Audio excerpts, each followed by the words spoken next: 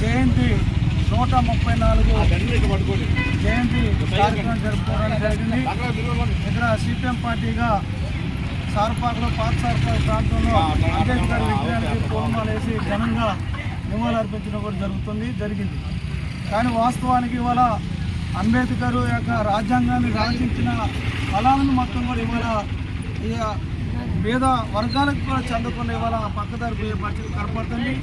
అంబేద్కర్ రాసిన రాజ్యాంగాన్ని కూడా ఇవాళ పూర్తిగా ధ్వంసం చేసే యొక్క స్థితిలో ఇవాళ పాలకులు ఉన్నారు.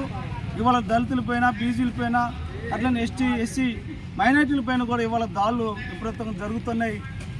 బాబా అంబేద్కర్ రాసిన యొక్క రాజ్యాంగాన్ని కూడా పూర్తిగా సర్వనాశనం చేయాలని చెప్పి కొన్ని శక్తులు చూస్తున్నాయి. ఇవాళ ఈ దేశంలో ప్రమాదం ముందుకొచ్చింది.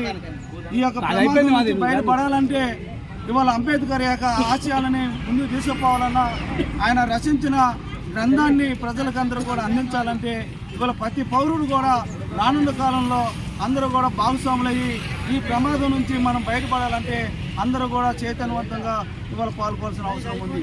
కానీ అంబేద్కర్ రాసిన రాజ్యాంగం ఇవాళ అది ఒక పెద్ద ప్రమాదంగా మారుతుందని చెప్పేసి ఇవాళ కేంద్రంలో ప్రభుత్వం ఇవాళ రాజ్యాంగాన్ని మార్చాలని చూస్తుంది. ఇవాళ అందుకోసం రానున్న కాలంలో కూడా వచ్చే ఎలక్షన్ 2024లో ఎలక్షన్లు జరిగితే మళ్ళీ నెక్స్ట్ ఎలక్షన్ కూడా ఉండే పరిస్థితి లేదు. ఇవాళ బీజేపీ అధికారంలోకి వస్తే అందుకోసం ఇవాళ ప్రతి పౌరుడు కూడా ఇలాంటి ప్రమాదం గల మద్దతు పార్టీలని దూరం పెట్టాలంటే ప్రతి పౌరుడు చైతన్యంతో ఓటేసి ఇవాళ మళ్ళీ రాజ్యాంగాన్ని కల్పించుకోవాల్సిన బాధ్యత ప్రతి పౌరుడి మీద ఉంది.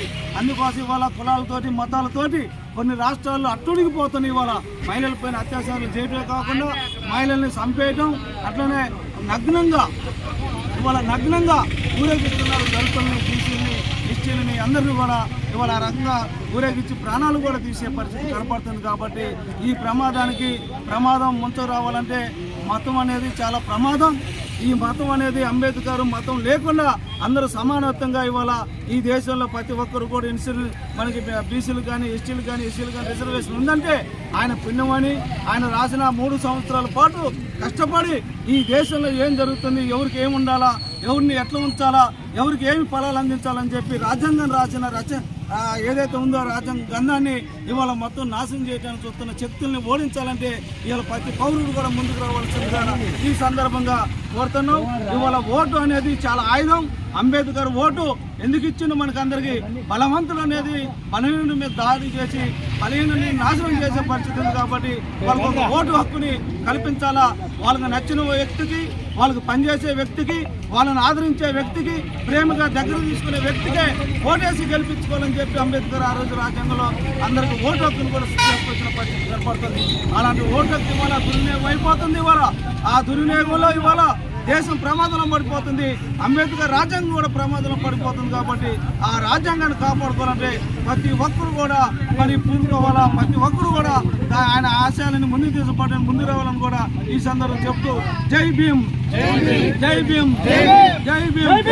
సాధిద్దాం అంబేద్కర్ ఆశయాలని, అంబేద్కర్ రాజ్యాంగాన్ని కాపాడుకుందాం. అంబేద్కర్ రాజ్యాంగాన్ని కాపాడుకుందాం. అంబేద్కర్ రాజ్యాంగాన్ని తరిమి కొడదాం. మతతత్వాన్ని తరిమి కొడదాం.